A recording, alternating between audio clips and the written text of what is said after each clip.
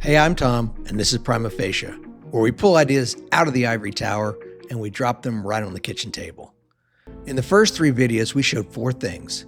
Life has gotten harder, and it was engineered to be that way. And we've been trained not to notice, and none of it is your fault. So now what? Simple. We flip the script, not with torches and pitchforks, just by using the same levers that were used on us, but in reverse. Picture this. Nobody loses their home just because they get sick. Parents drop kids at universal pre-K that cost about as much as, say, air. College doesn't come with a 17-year debt sentence. Wages rise with productivity, not just prices.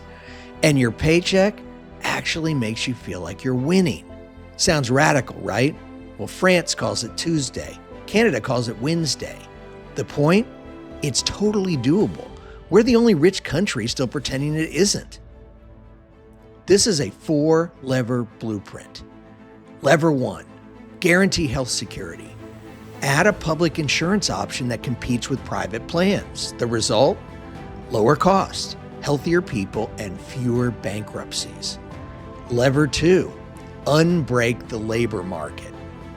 Card check unions. If a majority of workers sign, that's it. The union is certified, no drawn out votes, no corporate intimidation, and no legal circus.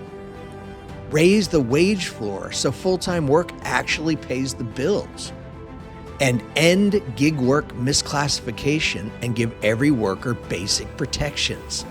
The result, real bargaining power, real paychecks, and real lives. Lever 3, tax work and wealth the same. Close the loopholes. Restore a real top bracket. Add a tiny tax on fortunes over 50 million. The result? You'd get 300 billion a year that's already out there, just hiding in yachts. Lever 4, invest in untapped human potential. This is huge. Universal pre-K, tuition-free public college, robust apprenticeships. What do you get? More engineers, nurses, and builders, and fewer baristas with physics degrees they can't use. None of this is fantasy. We've run every one of these experiments, some here, many abroad. The results? Basically a mixtape of prosperity. And if you're thinking, yeah, but this is America, well, good, because America already did half of this once.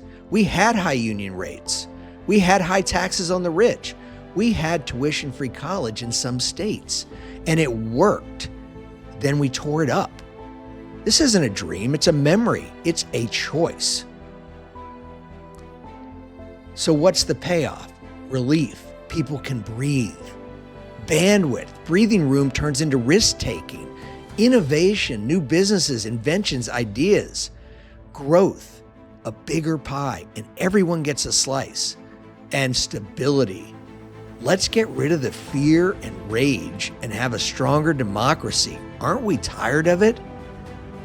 That's not utopia I'm talking about. It's just Econ 101. Once you stop grading on a billionaire curve.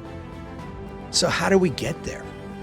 Vote policies. Stop voting personalities and tribes. If a candidate can't name one of these levers, pass, move on. What else can you do? Join something. Join a union, a tenant group, a local campaign. Small groups drive big change. That's how it's always been. Talk money, not morality. Forget the free lunch argument. Show the receipt. Other rich countries pay less for healthcare. And guess what? They live longer. Stay loud between elections. Politicians count phone calls. It matters. Corporations count hashtags. Post. Silence still counts as consent, and far too many of us are silent. Remember the playbook that squeezed the middle class? 40 years of steady pressure? Well, good news. Pressure works both ways, and it can be reversed. We need a culture reset. Stop calling basic security a handout. Stop calling billionaire dollar loopholes good business. And stop applauding people who hoard oxygen while telling the rest of us to just hustle harder. The culture shift is simple. Dignity first, productivity second, and profits last. This can work. There's still plenty of profits. Don't worry. Rich people will still get rich. We can have dignity and profits. Let's just put the right things in the right order. This is my call to action. We've walked the map here. Where we are, how we got here, why we didn't see it, and now how we flipped the script. But this series wasn't about outrage. It's about clarity. Because once you see what's really been happening, you can't unsee it. And once enough people see it, that's the game changer. Big change doesn't start with Congress. It never has. It starts with conversations. Every major shift in American history, civil rights, women's rights, workers' rights, it all started the same way. It didn't start with a bill. It started with a spark and a conversation. A neighbor talking to a neighbor. A friend posting something that hits a nerve. A quiet moment where someone finally says, wait, why is it this way? That's how it begins, and that's how it spreads like fire. So if this connected with you, don't just move on.